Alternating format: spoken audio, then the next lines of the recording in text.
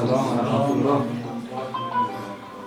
بسم الله الرحمن الرحیم. ولادتی با سعادتی آخرین ذخیره خدا بر روی زمین، منجی عالم بشریت، امام الزمان، مهدی دوران، عجل الله تعالی فرجه الشریف را محضری مبارک خودش و همه شیعیان جهان، به ویژه شما عاشقان و دلباختگان آن حضرت تبریک و شادباش میگویم. بدین مناسبت سوره را تدارک دیده‌ام، اینک به سمع شما برسانم. بنده را در جواب یاری نمایید به ختم صلوات مهدی پسند.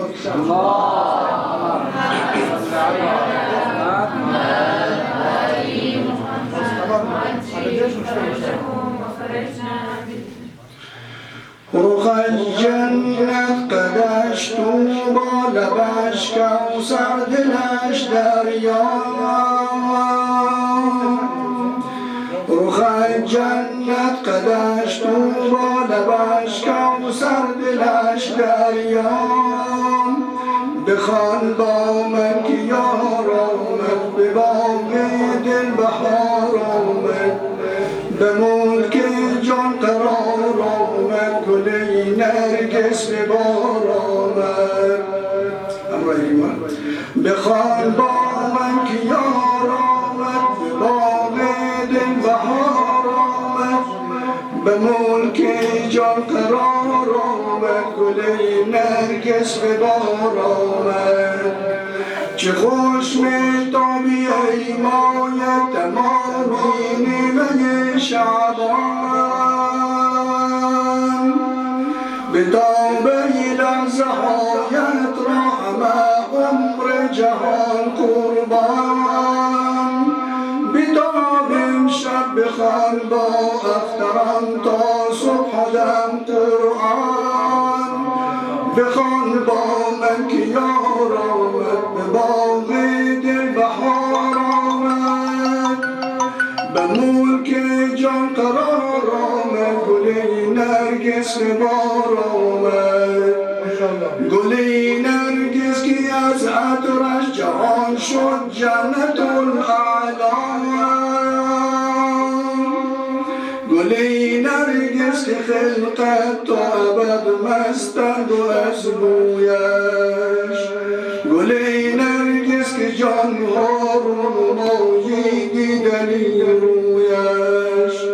گل نرگس که رضوان آورد دست دعا سویش.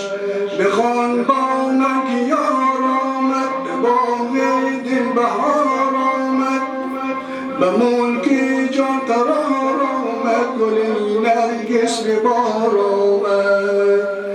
گل نرگس که باغوان آمد ثنا گویش. ملائک مست لبخند در جلالت دید پابندش. عدالت آرزومندش به لب ذکر خداوندش.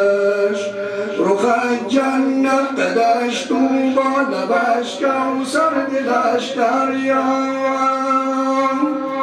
رخ جنت قدش تو با لبش کوثر دلش دریا. بخوان با من که یار آمد، به باغ دل بهار آمد، به ملک جان قرار آمد، گل نسگر به بار آمد. فرودا از زمین ایمه ببین خلد مخلد را.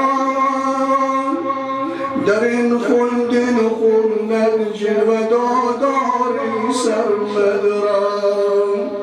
درونی جلوه دادار سرمد روی احمد را. حسین و مجتبی و حیدر و زهرا محمد را. بخوان با من که یار آمد، به باغ دل بهار آمد، به ملک جان قرار آمد، گل نرگس به بار آمد. جهان مرده شد زنده، شب و مهر دروغ شنده.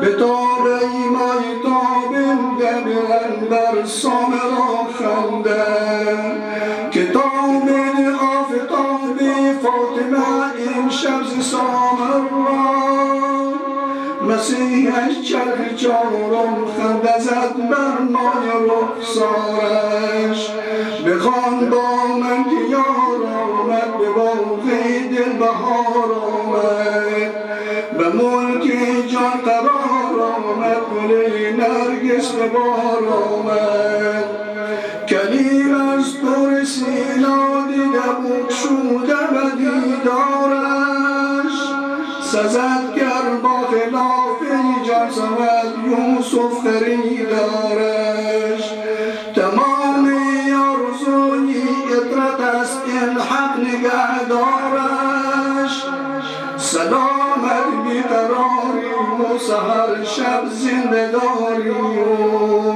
بخوان با من که یار آمد به باغ دل بهار آمد به ملک جان قرار آمد گل نرگس به بار آمد بر خاتم انبیا محمد مصطفی صلوات